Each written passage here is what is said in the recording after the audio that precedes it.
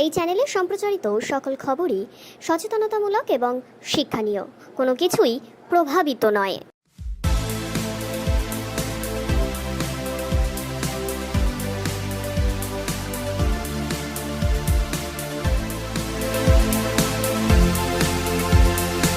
কলকাতা আরজিকর কাণ্ডে দোষীদের উপযুক্ত শাস্তি ও চিকিৎসকদের নিরাপত্তা সুনিশ্চিত করতে আন্দোলনে নামল চিকিৎসক, চিকিৎসাকর্মী সহ বিভিন্ন স্বাস্থ্যকর্মীরা। ইসলামপুর মহকুমা হাসপাতালের আউটডোর বন্ধ রেখে আউটডোরের সামনে অবস্থান বিক্ষোভ কর্মসূচিতে সামিল হন চিকিৎসকরা। কলকাতা হাইকোর্টের নির্দেশে আরজিকর কাণ্ডে তদন্তের দায়িত্বভার সিবিআই পেলেও দোষীদের কঠোর শাস্তির দাবিতে অনড় চিকিৎসকরা। পাশাপাশি ইতিমধ্যে মহিলা পুরুষ উভয় চিকিৎসক সহ নার্স, স্বাস্থ্যকর্মীদের নিরাপত্তার দাবিতে স্মারকলিপি প্রদান করা হয়েছে। অন্যদিকে আউটডোর বন্ধ থাকার কারণে দূর দূরান্তে গ্রামাঞ্চল থেকে আসা রোগীদের হয়রানির মুখে পড়ে বাড়ি ফিরে যেতে হচ্ছে। চিকিৎসকরা জানিয়েছেন, রোগীরা বাড়ি ফিরে যাওয়ার জন্য তারা দুঃখিত, তবে মুমূর্ষু রোগীর জন্য ইমার্জেন্সি ইউনিট খোলা রাখা হয়েছে। আগামীতে চিকিৎসকদের নিরাপত্তা সুনিশ্চিত না হলে চিকিৎসকরা বৃহত্তর আন্দোলনের হুমকি দিয়েছেন এদিন। শুধুমাত্র এখন ডাক্তারদের দাবি নয়, এখন এটা সমাজে যারা সুস্থ মস্তিষ্ক যারা আছেন সবারই একই দাবি। আমাদের আজকে গোটা পশ্চিমবঙ্গে joint doctors forum, West Bengal doctors forum, HSD সবার তরফ থেকেই আমাদের আজকে 8টা থেকে 4টে অবধি একটা কর্মবিরতি মানে কি কর্মবিরতি? ওপিডি ডিউটি বন্ধ আছে আজকে, কিন্তু এমার্জেন্সি ডিউটি চালু আছে। এমন না জিনিসটা যে আমাদের জনগণকে সার্ভিস দিচ্ছে না। এমার্জেন্সি যারা আছে, মুমূর্ষু রোগী যারা আছে, তাদের কিন্তু আমরা সার্ভিস দিচ্ছি। কিন্তু হ্যাঁ, ওপিডি বন্ধ থাকবে এবং আমাদের যে প্রাইভেট চেম্বার বা নর্মাল যেগুলো কোল্ড কেস ওটি সেগুলো সব আমরা বন্ধ রেখেছি।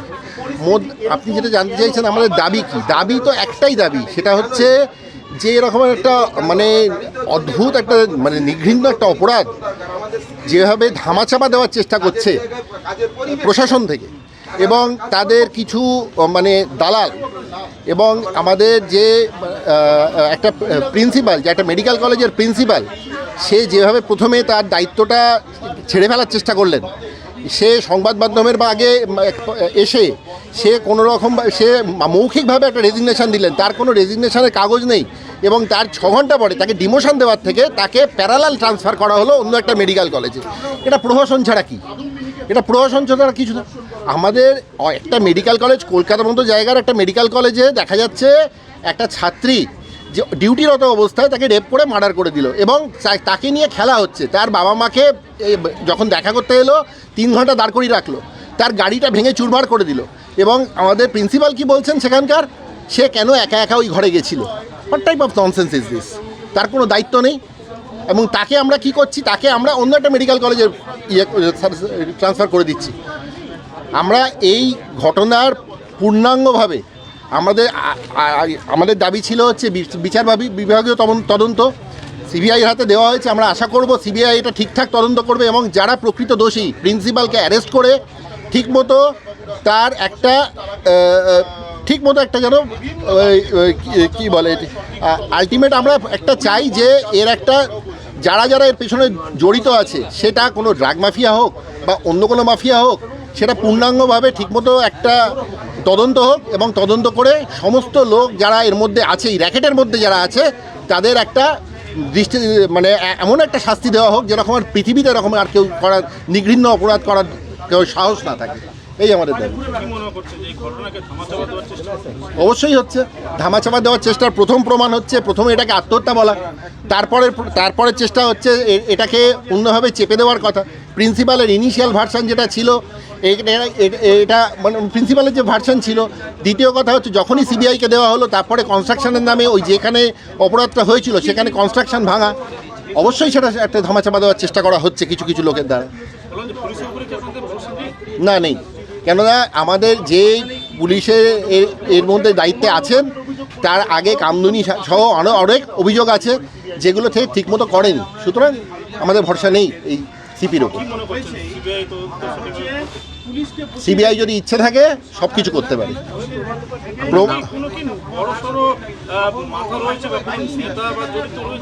দেখুন, সেটা তদন্ত সাপেক্ষ কিন্তু থাকতেই পারে, থাকতে পারে। হ্যাঁ, একা তো কেউ এটা করতে পারে না, নিশ্চয়ই কোনো বড় মাথা ওপরে আছে, কারোর হাতে আছে এরকম।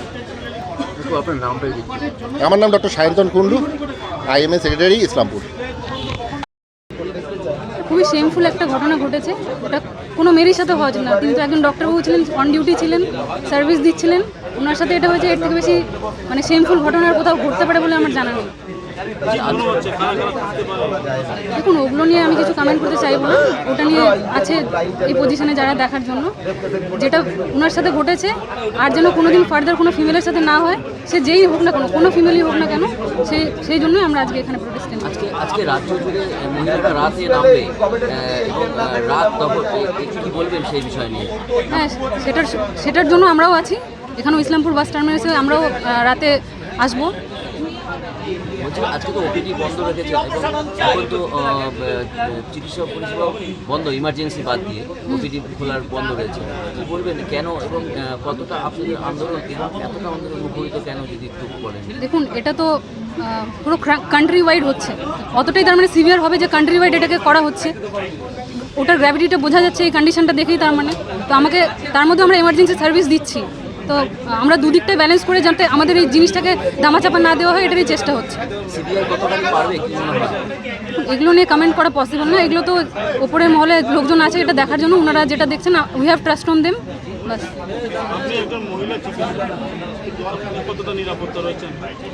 এই ঘটনা দেখার পর আর তো মানে যেটুকু ভরসায় যেতাম, এখন তো অবভিয়াসলি ইনসিকিউর আরও বেশি ফিল করছি। আগেও ইনসিকিউরিটি থাকতো, কিন্তু এখন ওটা চরম পর্যায়ে পৌঁছে গেছে। মানে এর থেকে খারাপ আর কী হতে পারে সেটা আমার জানা নেই। ডক্টর লায়লা।